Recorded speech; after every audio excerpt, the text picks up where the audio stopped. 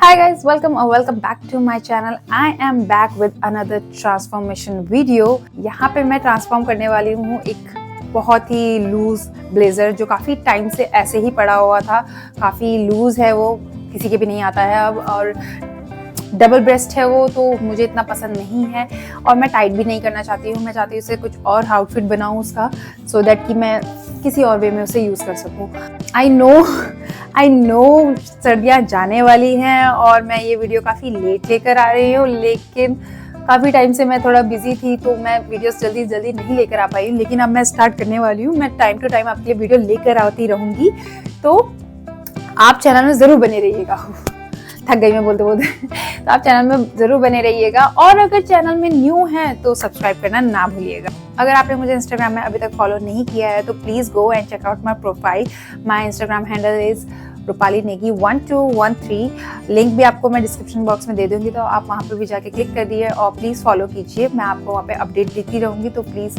तो चलिए शुरू करते हैं आज की वीडियो और बनाते हैं कुछ नया। इस ट्रांसफॉर्मेशन के लिए मैं यूज़ करने वाली हूँ एक और ब्लेज़र। ये मुझे स्लीव से काफ़ी टाइट होता था और ये यूँ ही पड़ा था, तो मैंने सोचा इसका कुछ ना कुछ क्रिएट किया जाए और इसके साथ पेयर अप कर रही थी क्योंकि इसका कलर कॉम्बिनेशन उसके साथ जा रहा था। तो एंड रिजल्ट देख लेंगे कि कैसा आता है बनके। इस ब्लेज़र को कट करने से पहले मैं बहुत डर रही थी कि क्या मैं सही बना पाऊँगी कि नहीं, वरना ये ब्लेज़र ख़राब हो जाता। लेकिन फाइनली मैंने इसे कट कर ही लिया हिम्मत करके। और यहाँ पे मैं कॉलर छोटे करने वाली हूँ क्योंकि कॉलर बहुत ज़्यादा बड़े थे। स्लीव मेरे पे काफ़ी ज़्यादा छोटी थी, तो इसके अंदर अच्छा खासा मार्जिन था। तो जितना भी हैंड स्टिच है मैंने उसको ओपन किया और जब मैंने इसे खोल के देखा तो ये मुझे बिल्कुल फिट लेंथ मिल गई थी। तो मतलब यहाँ पे मेरा लेंथ का काम बढ़िया हो गया, वरना अगर इसमें मार्जिन नहीं होता तो ये मुझे बहुत शॉर्ट होने वाली थी स्लीव। अच्छा, ये ब्लेज़र बहुत बड़ा है मेरे पे, तो शोल्डर इसके काफ़ी बड़े थे, तो शोल्डर भी मुझे कट करने थे और डबल ब्रेस्ट से मुझे इसे सिंगल ब्रेस्ट बनाना था क्योंकि डबल ब्रेस्ट मुझे बिल्कुल नहीं पसंद। तो अब यहाँ पे मैंने सारे के सारे सीम्स जो है ओपन कर दिए हैं, स्लीव अलग कर दिए हैं, साइड्स ओपन कर दिए हैं। तो सबसे पहले आ जाते हैं हम कॉलर में। सीम रिपर से कॉलर की सीम्स हम ओपन कर लेंगे। अगर आपके भी ब्लेज़र में कुछ ऐसे कॉलर्स बड़े बड़े हैं और आपको नहीं पसंद तो आप इस तरह से इसे छोटे कर सकते हैं, बहुत ही इजी होता है ये। ओके, सो यहाँ पे मैंने सीम ओपन कर लिए हैं। उसके बाद जो भी मेरे को शेप चाहिए उसके हिसाब से मैंने मार्किंग कर लिया है और उसके बाद हमने कपड़े को इस तरह से अंदर की तरफ फोल्ड कर लेना है और इसके बाद हम हैंड स्टिच कर लेंगे और ऊपर से टॉप स्टिच लगा देंगे। तो यहाँ पे कॉलर हो जाएगा रेडी। अब आ जाते हैं शोल्डर पे। शोल्डर इसमें काफ़ी बड़े हैं, मार्जिन हटा के ये शोल्डर पड़ रहा था मुझे 18 इंचेस और मुझे 16 इंचेस चाहिए था। उस हिसाब से मैंने मार्किंग कर ली है और आर्म होल में भी शेप दे दिया है मैंने। अब यहाँ पे मैं चेस्ट में मैंने ऐड किया है 4 इंचेस और उसको डिवाइड किया है 4 से और उसके हिसाब से मैंने अभी बैक में मार्किंग कर रही हूँ। ये एक डिज़ाइनिंग के लिए मैंने यहाँ पे शेप दिया है, वो आगे समझ आएगा क्यों। कट कर लेते हैं इसको और सेम पैटर्न हम दूसरी साइड भी कट कर लेंगे।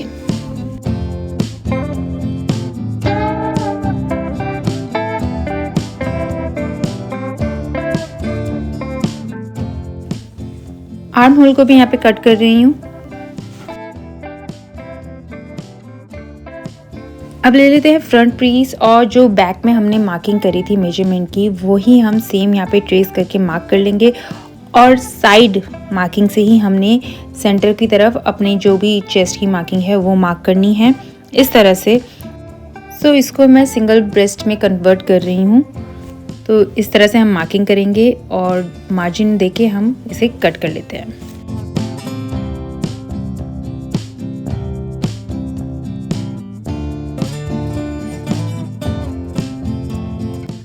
अब जो आर्म होल का शेप है वो भी हम कट कर लेंगे और जो डिज़ाइन हमने पीछे क्रिएट किया था वही सेम डिज़ाइन हमने फ्रंट में भी क्रिएट कर लेना है और कट कर लेंगे और जो भी लाइनिंग है वो भी हम सेम कट कर लेंगे।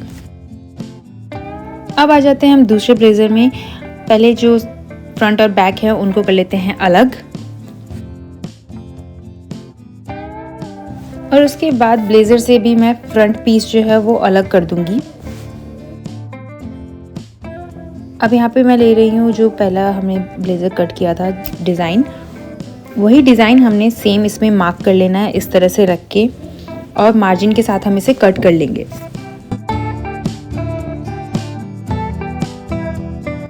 सेम हमने दूसरे पीस के साथ भी कर लेना है।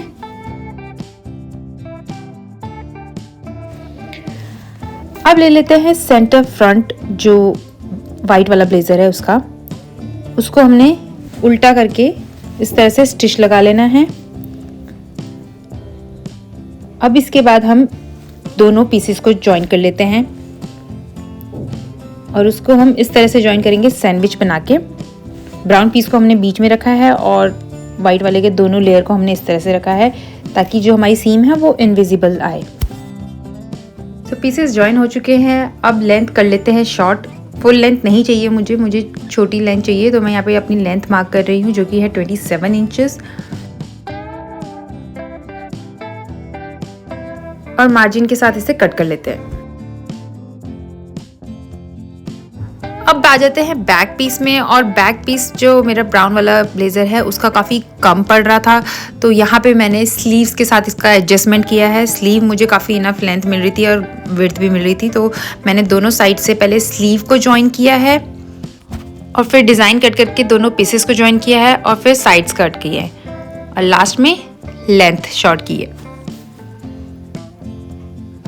सारे सीम्स को अच्छे से साथ साथ आयरन करना है, बहुत ज़रूरी होता है ये।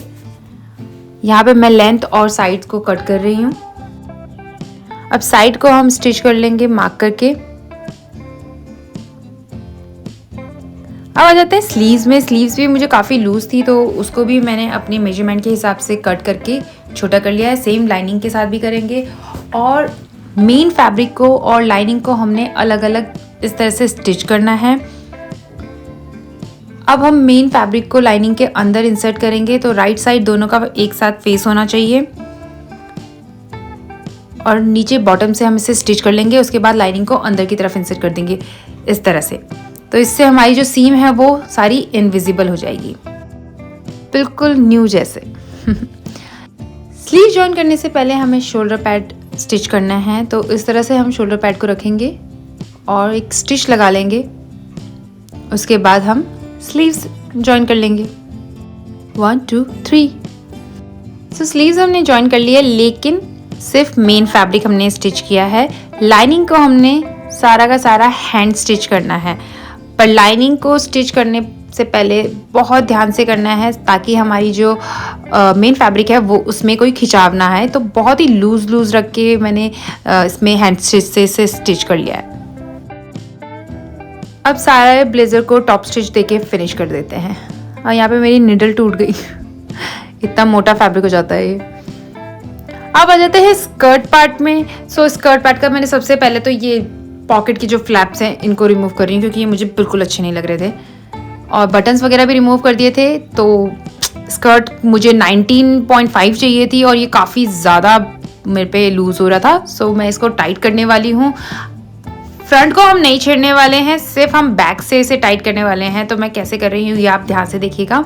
तो सबसे पहले तो ये जो लाइनिंग है ना इसके साथ जॉइन हो रही है उसको हम रिमूव कर देंगे, सिर्फ बैक का और साइड से।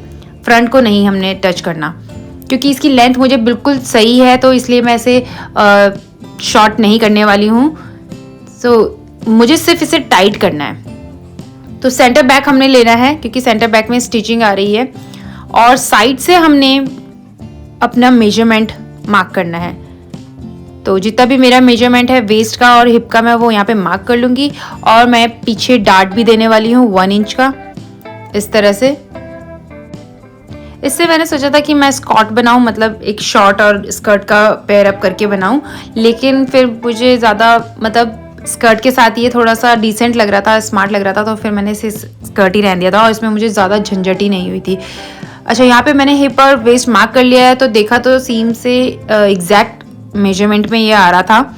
सो मैं यहाँ पे स्ट्रेट लाइन ड्रॉ कर रही हूँ और उसके बाद मैं इसे स्टिच कर दूँगी। सेम चीज़ हमने लाइनिंग के साथ करनी है, और स्टिच करने के बाद जितना भी एक्स्ट्रा मटेरियल है वो मैं कट कर रही हूँ।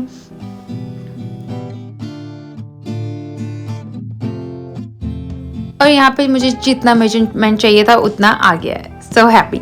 सो नाउ अब बटन वगैरह ऐड कर लेते हैं यहाँ पे। अब आती है थोड़ी डिज़ाइनिंग की बारी। तो मैं पहले देख रही थी कि क्या क्या इसको डिज़ाइन दे सकती हूँ, फिर मैंने सोचा जो ब्राउन वाला ब्लेज़र था उसी के साथ इसको थोड़ा सा इसमें एडजस्टमेंट करती हूँ, ताकि वो एक पेयर लगे। सो मैंने कुछ ऐसा पैच वर्क करने का सोचा। साइड से मैंने इसे जॉइन कर लिया था इस तरह से अंदर की तरफ से, और लाइनिंग भी मैंने स्टिच कर ली थी इस तरह से। और उसके बाद मैं वेस्ट से इसे टॉप स्टिच दे दूंगी ताकि लाइनिंग मेरे इस तरह ऊपर ना आए। अब अंदर की साइड भी मैं बटन होल करके बटन लगा दूंगी। टचवुड जो ब्लेजर था उसका स्कर्ट पार्ट में मुझे ज़्यादा मेहनत नहीं करनी पड़ी, मुझे इसमें ऑलरेडी बेल्ट भी मिल रही थी, सो ये काम मेरा बहुत इजी हो गया। अच्छा, आफ्टर ट्रायल मुझे ये वाला पीस अच्छा नहीं लगा, ब्राउन वाला, सो मैंने इसे रिमूव कर दिया था, वो वाला रहने दिया। तो आउटफिट रेडी हो गया, तो फाइनल लुक देख लेते हैं।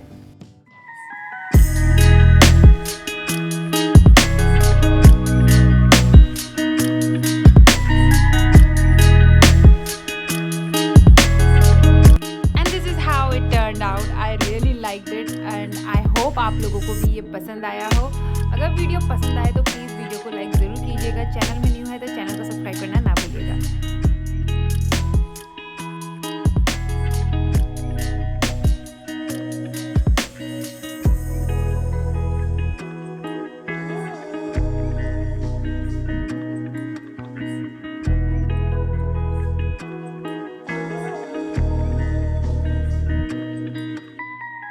तो चलिए मिलते हैं जल्दी नेक्स्ट वीडियो पे। Till then bye bye.